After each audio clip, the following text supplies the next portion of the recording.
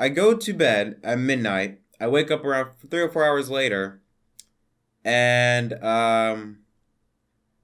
what?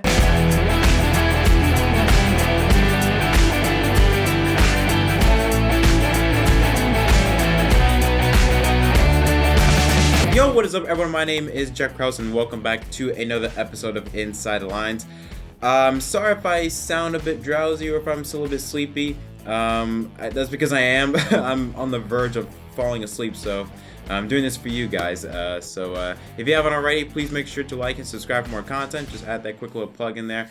Okay, let's move on to the big news. Huge news in Formula One. We have two stories to talk about here today. We're going to first start off with the obvious one. 7-time world champion and the current champion of the series, or Formula One, Lewis Hamilton. It was announced that he has contracted COVID-19, and as a result of that, he will not compete in this week's Sakhir Grand Prix. I think that's how you pronounce it, Sakhir Grand Prix. Mercedes put out a statement earlier this morning talking about what transpired between Sunday and Monday and what could be their future plans. They said, quote, that Mercedes-AMG Petronas F1 team regrets to announce that Lewis Hamilton has tested positive for COVID-19 and will be unable to take part in this weekend's Sakhir Grand Prix. Lewis was tested 3 times last week and returned a negative result each time, the last of which was on Sunday afternoon at the Bahrain International Circuit as part of the standard race weekend testing program. However, he woke up on Monday morning with mild symptoms and was informed at the same time that a contact prior to arrival in Bahrain has sequentially tested positive. Lewis therefore took a further test and returned a positive result. This has been confirmed by a retest. Lewis is now isolated in accordance with COVID-19 protocols and public health authority guidelines. Apart from mild symptoms, he is otherwise fit and well, and the entire team sends him our very best wishes for a swift recovery. We will announce our replacement driver plans for this weekend in due course. And yeah, before we dive into anything about who can replace Hamilton, first off, I just want to send also my best wishes to Hamilton. Hopefully he can recover as soon as possible. Of course, in 2020, the two 7-time champions of their respective sports, Jimmie Johnson and Lewis Hamilton, both have contracted COVID-19. This year needs to die. But now that Lewis Hamilton, we know he's not going to be able to participate in this weekend's Grand Prix. That leaves us 2 things. Number one, we now know that the competition is going to be a lot closer this time, and let's just say the race is going to be a lot more interesting to watch this weekend. Number 2, who is going to replace Hamilton? I think it's going to come down between 3 drivers: George Russell, Stoffel Vandoorne, and the Hulk, Nico Hülkenberg. But let's first start off with George Russell. Now, people are saying, well, why George Russell? He's partnered, or he's signed to drive for Williams, which Williams, surprisingly, they're still able, unless they pull a miracle out of their ass and be fantastic in the next 2 races, they can finish 8th or 9th in the constructor standing. So Williams should keep Russell, right? Well, again, it's a tricky situation between Williams, Mercedes, and Mercedes-AMG. George Russell, Mercedes has always had their eye on George Russell. Russell has been part of the Mercedes program since 2017 when he joined their junior driver program. And Mercedes has always wanted the opportunity to test George Russell out in a car that is capable of winning. This could be a perfect example. You ain't gonna do jack in a Williams car. At least not now. Who knows what happens later on in the future, but definitely not now. This could be a perfect opportunity for a one-off race, just to test to see how can George Russell perform in a car that is capable of scoring for podiums, wins, and championships. But then again, like I mentioned before, Williams, they still have the opportunity to score some points the next 2 races. And technically, Russell is contracted to drive for Williams. So it's a tricky little situation between Mercedes, Williams, and George Russell. Top executives are going to have to figure out if they want to go ahead with this move. They're going to have to figure out, okay, if Russell goes to then Mercedes to drive for Hamilton in that race, who's going to take over for Russell? But that's for another video. We have to wait for that. First, we have to just find out if even Russell is even in consideration. If not, Russell stays at Williams. Then, let's talk about our next driver, Stoffel Vandoorne. Now, currently, Stoffel Vandoorne is in Valencia doing winter testing for Mercedes in Formula E, but he is a reserve driver for their F1 program. And a tweet came out from Lawrence Barretto that stated, quote, that Mercedes reserve Stoffel Vandoorne will travel to Bahrain after completing Formula E testing in Valencia, but that does not mean he's definitely going to be in the car to sub for Hamilton. Discussions ongoing. Okay, that's a very important note to point out, that the fact that he's already done with testing on Tuesday and he's going to Bahrain. Now, yes, that does not mean exactly that he's going to replace Hamilton, but then again, why would you fly your driver out to Bahrain or fly a reserve driver to Bahrain if he's not going to compete? I'm not saying it's a definite 100%, but it's a very important note to keep an eye on. The last time Stoffel Vandoorne competed in Formula 1 was back in 2018 when he competed with McLaren. So he does have some time away from being on a Formula 1 grid, which is why I put him, I want to put him as not likely, but let's just say in terms of updated experience, the next driver I feel like would be the perfect option. I like George Russell. I would love for him to get the opportunity. But the German of me wants this man to be able just to have an opportunity, to have a shot at a podium. Of course, I'm talking about Nico Hülkenberg. Now, Nico Hülkenberg has competed already 3 or 4 times, I believe, in Formula 1 in 2020. 4 Racing Point, twice with Sergio Perez, and once with Lance Stroll, scoring a 7th place finish in the 70th anniversary Grand Prix in Silverstone, and an 8th place finish in the Nürburgring in the Eifel Grand Prix. Especially when we talk about the Eifel Grand Prix, Hülkenberg came in, and his first time on the racetrack was in qualifying. He had very minimal time with the car and with the racetrack, and still managed to score points and come out of there with an 8th place finish. I mean, that is very impressive, at least in my opinion. And I feel like if Hülkenberg were to go to Mercedes, and I feel like that's the best option, at least that would be the more simple option. Again, with George Russell, you have to go through Williams, and it's a whole nother can of worms. With Hülkenberg, he doesn't have a ride. I mean, simply put, and even though he has not run the full season, like I said, he has competed at least in 2020, unlike Stoffel Vandoorne, who last competed in F1 in 3 years. And I think it would be a story that would just come full circle, I think, for Nico Hülkenberg and Mercedes. And the reason why is because Ross Brawn, who I think around 2013, 2014, was the team principal at Mercedes AMG. And he said that if Hamilton didn't sign on with the team, their next option would have been Nico Hülkenberg. There's even a whole story about it on the Formula 1 website and Ross Brawn's article pages, so you can even check it out yourself. Brawn literally flat out said, if Hamilton didn't sign, we would have gone with Hülkenberg. And we know how much we all want Hülkenberg to get that elusive podium. He's been so close so many times. To look back at Germany 2019, and I think it was a Hockenheim ring.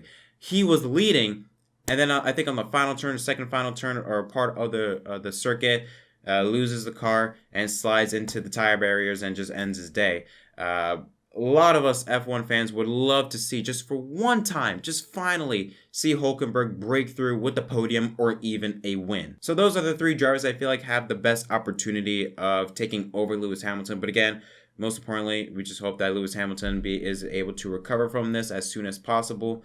But for now, this weekend's Grand Prix just got a lot more interesting. And now we go from talking about currently in Formula 1 to the future of Formula 1.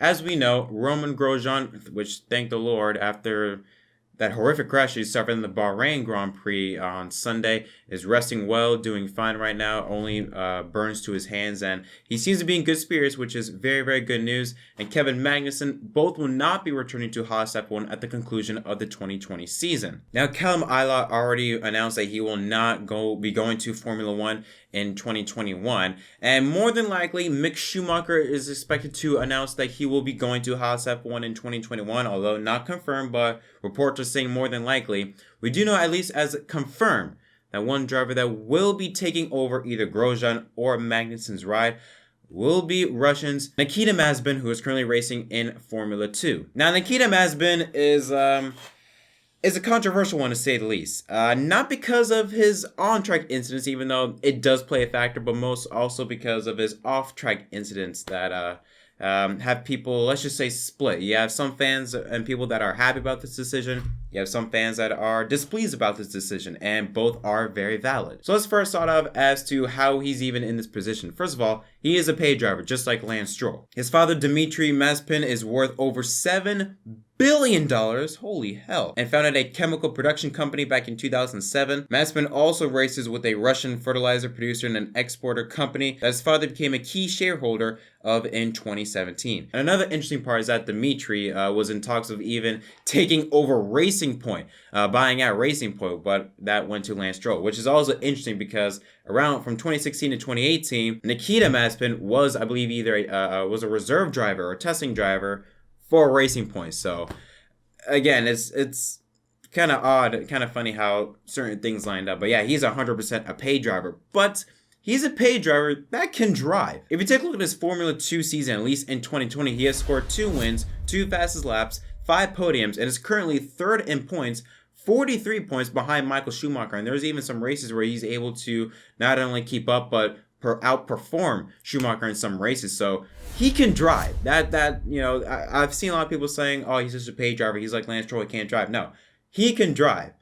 The problem is, let's just say his temper on and off the track. I think if you don't know anything about Nikita Mazepin, there's probably going to be one thing you do remember of him, and that was the incident that took place, I think, 4 years ago between him and Callum Ilott.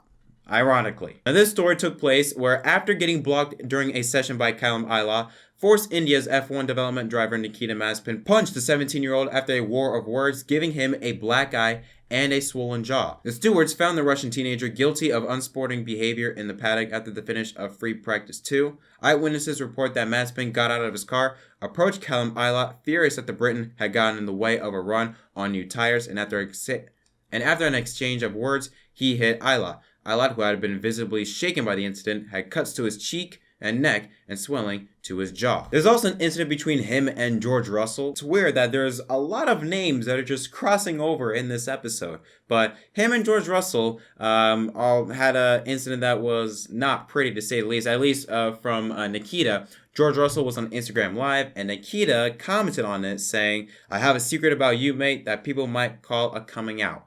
Obviously referring to a gay not problem, but a gay situation, almost implying that George Russell is gay. I don't know. We don't know. Don't really care. But if that was a joke, I mean, I don't understand why anyone would make that as a joke, especially you as a racing driver. Should be more respectful than that. There's even also an incident. I'm not going to dive into it. Of an incident of between him and a female fan. Let's just say it gets you could say it's within the lines of Enter a C4R type stuff. I'm not gonna dive into it, but I'm just gonna put it out there. You can find it yourself on the internet. I'm just gonna put it out there. I'm not gonna dive into it, but yeah, let's just say it brought back Joseph Lombard vibes. So there's a lot of reasoning, both on and off the track, for why people despise him and why they hate him having the opportunity to go to Formula 1. At the same time, the kid's got talent. And unfortunately, in some situations like this one, money and talent, which, let's be honest, he does have talent, you cannot deny that, takes over from issues of the past or issues off the track. So I'm going to leave it off as there. As for, do I like this move? I don't know. But at least it's going to help Haas F1, because when you think about it, after the debacle that took place between Haas and Rich Energy, Haas is in, I don't want to say they're on a, again, a dire state, like they need money, but let's just say it doesn't hurt that now they have a driver that can bring money into the table. Again, $7 billion his father is. He can bring a lot of money to the table and help Haas F1 get better as a team over the years. Also having young drivers like Nikita, and again, not confirmed, but Mick Schumacher will more than likely be his teammate. That'll be announced later in the week. Does help having two very talented and very young drivers at your disposal compared to the older and veteran drivers of Grosjean and Magnussen. But I think when you take a look in terms of Haas F1, I think this is a good move. My thoughts on the driver? Not that big of a fan of, but That is just my opinion. But that's going to conclude this episode of Inside Lines, guys. If you enjoyed the video, don't forget to leave a like and subscribe for more content. I know I have been out for a while. In fact, this is the first video I'm making in 2 weeks. I've not been... It's not like I'm taking a break, but again, I have things to do, finishing up with school. I'm also trying to recover because I banged up my arm pretty good, so I've been just resting, getting away from the computer, getting away from everything, just resting to heal up. Yeah, I am dead tired. I am probably gonna fall asleep as soon as this video is done. So for now, don't forget, of course, to leave a like and subscribe for more content. Tell me what your thoughts on both of the stories in the comment section down below. Until next time, my name is JettMDK, and I'll see you guys next time.